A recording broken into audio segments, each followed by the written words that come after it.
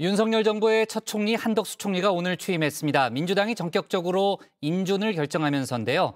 반면 윤 대통령은 정호영 복지부 장관 후보자의 거취 결정엔 아직은 시간이 필요하다고 했습니다. 그리고 문재인 전 대통령 조금 전 고 노무현 전 대통령 13주기 추도식에 참석했는데요. 이 소식까지 류정아 상황실장이 정리했습니다. 무엇보다 국민 통합과 협치에 앞장서겠습니다.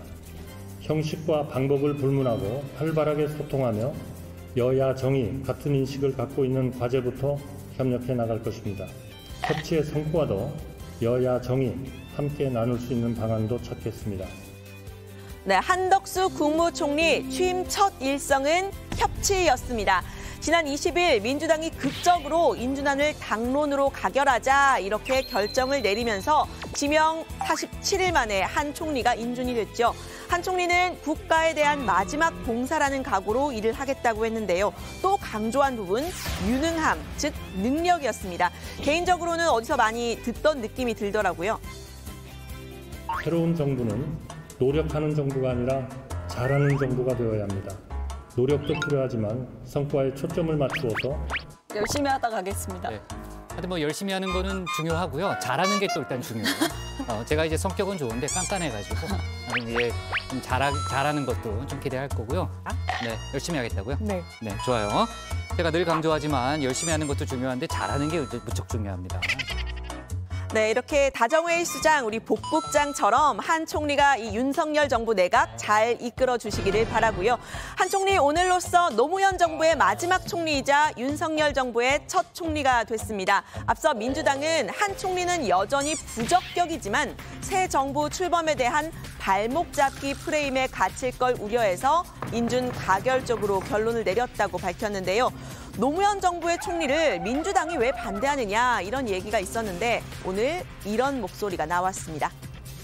우리들이 참 섭섭하게 생각하는 건 어떻든 간에 한덕수 총리가 노무현 대통령의 마지막 총리였는데 그 상중에 문상을 안 온 거에 대해서 대단히 유감스럽게 생각하는 건 누구나 다 같은 감정이죠.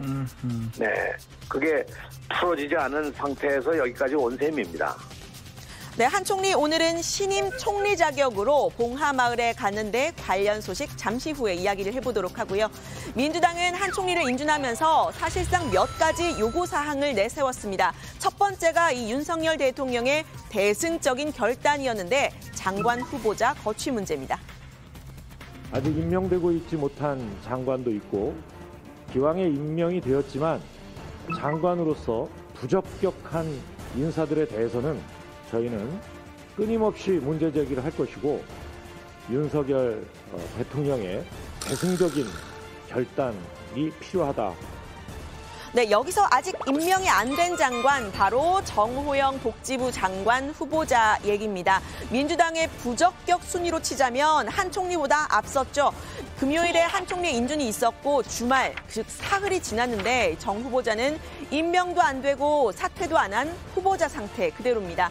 윤 대통령은 시간이 좀 더 필요하다고 했습니다. 대통령이 정호영 장관 임명 여부 결정하셨습니까? 글쎄 시간이 조금 더 필요한 것 같습니다. 네, 이미 정 후보자 반대 의견을 밝힌 국민의힘은 거취는 본인이 판단해야 한다고 했는데요. 이제 거취 문제를 본인이 스스로 판단을 해야 된다, 저는 그렇게 생각하고 있고요. 당내 중진 및 또 다수의 의원들로부터 의견을 청취한 결과 정호영 후보자가 자를 장관으로 임명하는 것은 곤란하지 않냐, 거기에 대해서는 반대하는 의견이 많았다는 점만 말씀드리겠습니다. 네, 권 원내대표의 말처럼 이 정 후보자가 버티는 건지 아니면 윤 대통령의 40년 지기로 한때 알려졌던 정 후보자에 대한 윤 대통령의 예정이 반영된 건지는 모르겠지만요. 민주당에서는 이 총리 인준 전에 윤 대통령이 정 후보자를 사퇴시키지 않았던 점을 문제 삼고 있습니다. 글쎄요, 자진 사퇴시키지 않겠나고 생각을 합니다. 네. 깔끔하지 않습니다. 예, 깔끔하지가 않다. 사람을 두고 이렇게 거래 용도로 쓴다는 것 자체가 참 상당히 좀 비정하지 않습니까? 네, 민주당이 한 총리 인준과 동시에 처리한 게 또 있습니다. 바로 김기현 공동선대위원장에 대한 징계안인데요. 이른바 검수완박 법안 처리 당시에 법사위원장석에 앉아서 의사 진행을 방해했다는 이유로 30일 동안 국회 출석 정지 징계를 한 겁니다.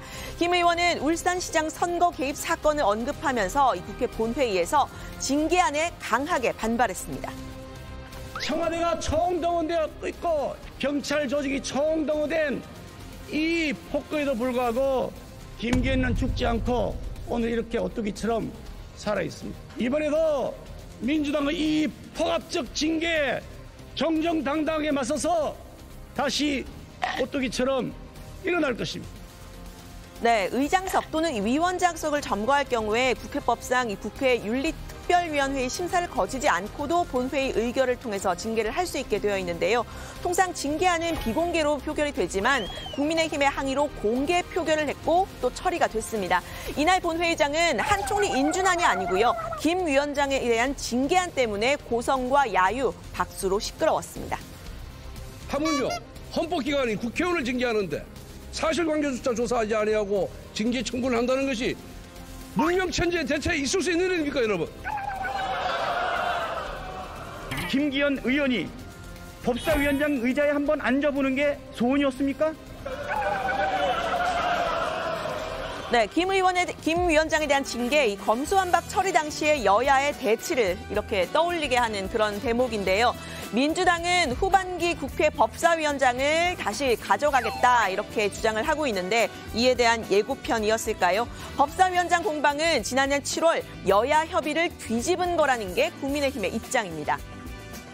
후반기 상임위원장 배분은 교섭단체 의석수에 따라 하되 법제사법위원장은 국민의힘에서 맡는다. 네, 당시 김기현 원내대표가 협상한 상대 다름 아닌 윤호중 당시 원내대표였습니다. 지금은 윤호중 비대위원장, 그러니까 당대표인데요. 윤 비대위원장은 지난 21일 후반기 법사위원장 국민의힘에 주기 쉽지 않겠다라는 인터뷰를 했습니다. 사실상 검찰 쿠데타가 완성된 상황에서 견제할 사람 법사위원장뿐이라고 했는데요. 민주당 박홍근 원내대표 역시 새 원내대표가 나왔으니 협상은 새로 하자고 했습니다. 법사위는 야당이 맡아야 한다는 게 그동안 국민의힘의 논리 아니었냐 이런 주장을 폈는데요. 그다음에 이제 국민의힘이 그동안 이 정부 여당에 대한 특히 이제 정부를 입법부가 견제하는 차원에서 법사위는 야당이 맡아야 한다는 논리를 펴오지 않았습니까? 네. 네, 그런 점에서 국민의힘과 같은 논리라면 민주당이 맞겠죠. 그런데 네, 국민의힘은 협상을 깬 건 민주당이라는 입장입니다. 게다가 지금 후반기 국회의장 선거를 앞두고 있죠. 관례상 국회의장은 원내 1당, 즉 현재 야당이 민주당이 맡는데요. 국회의장과 법사위원장을 모두 민주당이 맡는다는 건 협치를 거부하는 거라고 날을 세웠습니다. 국회의장과 법사위원장을 서로 다른 정당이 맡아야만 견제와 협치가 가능합니다. 민주당이 국회의장과 법사위원장을 독식하겠다는 것은 결국 협치를 거부하겠다는 의사표시입니다. 또다시 입법 폭주를 자행하겠다는 선전포고입니다. 네, 이렇게 우여곡절 끝에 한덕수 총리가 취임을 했지만 법사위원장을 누가 맡느냐, 또 이 원구성 협상을 놓고 여야의 충돌이 이어질 듯한 모습이죠. 이제부터는 김해 봉하마을로 가보겠습니다. 바로 이 영상인데요. 노란 모자를 쓴 사람들이 이렇게 줄지어 의자에 앉아 있죠. 고 노무현 전 대통령 13주기 추도식이 열린 곳입니다. 코로나 방역 수칙이 완화되면서 3년 만에 이 많은 인파가 몰린 추도식이 가능했는데요. 나는 깨어있는 강물이다라는 오늘 추도식 주제 판넬 앞에서 가장 먼저 소개된 내빈 문재인 전 대통령과 김정숙 여사였습니다. 퇴임 후 첫 공식 일정이죠.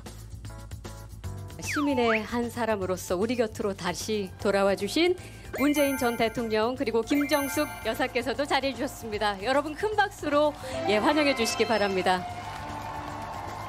네, 노 전 대통령의 친구였던 문 전 대통령 5년 만에 추도식 참석입니다. 2017년 취임 첫 해에 참석을 해서 임기 동안에는 다시 오지 않겠다 이렇게 말을 했었는데요. 이른바 친노 혹은 친문 일부 세력만의 대통령이 되지 않겠다 이런 다짐으로 들렸었죠. 퇴임을 하면서 잊혀진 대통령이 되고 싶다 이렇게 여러 차례 말했던 문 전 대통령 오늘 추도식에서 따로 발언이나 연설은 하지 않았습니다. 현직 대통령으로서 이 자리에 참석하는 것은 오늘이 마지막일 것입니다. 이제 당신을 온전히 국민께 돌려드립니다. 반드시 성공한 대통령이 되어 임무를 다한 다음 다시 찾아뵙겠습니다. 네, 오늘 추도식에는 여야 지도부 모두 참석을 했습니다. 민주당 이재명 총괄선대위원장도 참석을 했는데 내빈 소개 때 박수가 터져 나오는 모습이었는데요. 정부에서는 대통령실 김대기 비서실장, 한덕수 국무총리, 또 이상민 행정안전부 장관이 참석을 했습니다. 다만 윤석열 대통령 참석하지 않았는데요. 주말 동안 이어진 한미 정상회담 등 일정을 이유로 들었습니다. 윤 대통령은 이 한국 정치의 참 안타깝고 비극적인 일이라는 입장을 한덕수 총리에게 전달했다, 메시지를 대신 전달했다 이렇게 밝혔는데요. 대선 당시에는 노무현 전 대통령을 언급하면서 울먹인 적도 있었죠. 저는 노무현 전 대통령의 고뇌와 결단을 가슴에 새깁니다. 네, 대선 당시에 이 김해 봉화마을 방문한 적도 있었습니다. 당시 권양숙 여사와의 만남을 요청했지만 권 여사의 일정 때문에 만남이 불발이 됐었죠. 민주당에서는 윤 대통령 혹은 한덕수 총리가 봉화마을에 오려면 이 전직 검찰 출신의 어떤 대통령으로서 사과부터 해야 한다고 주장을 했습니다. 한 걸음 더 나아가서 이제 검찰 출신 대통령이 나오신 거 아닙니까? 네네. 그렇기 때문에 정치적인 보복 수사에 앞장섰던 당시 그 검찰의 잘못에 대해서도 좀 진정성 있는 사과까지 이어진다면 훨씬 더 국민 통합의 의미가 있지 않을까 기대합니다. 네, 오늘 참석은 못했지만 소식을 전한 사람도 있었습니다. 친노 친문의 대표 주자로 불리는 김경수 전 경남지사인데요. 김 전 지사 지금은 감옥에 있죠. 김 전 지사의 배우자가 남편이 노무현 대통령을 생각하면서 정호승 시인의 시 붙이지 않은 편지를 보내왔다 이렇게 페이스북에 소개를 했습니다. 지금 흐르고 있는 이 노래로도 만들어진 시인데요. 이런 메시지 페이스북을 통해 내놨습니다. 남편은 사람은 가둘지언정 진실은 가둘 수 없다라고 굳게 믿고 있습니다. 다시 만나는 그날 더욱 강건한 모습으로 뵙겠습니다. 네, 문재인 전 대통령은 권양숙 여사, 또 이재명 총괄선대위원장과 함께 도시락 오찬을 함께 했다고 하는데요. 지방선거를 9일 앞둔 오늘 문 전 대통령의 직접 발언은 없었지만 어느 때보다 강력한 지지층 결집 메시지를 낸 셈입니다. 한덕수 총리 행보 또 그리고 정호영 장관 후보자의 거취 문제도 앞으로 다정회에서 전해드립니다. 오늘 발제는 이렇게 정리합니다. 한덕수 총리 취임, 정호영 후보자 거취는 시간 필요. 문재인 전 대통령 5년 만에 노무현 전 대통령 추도식 참석.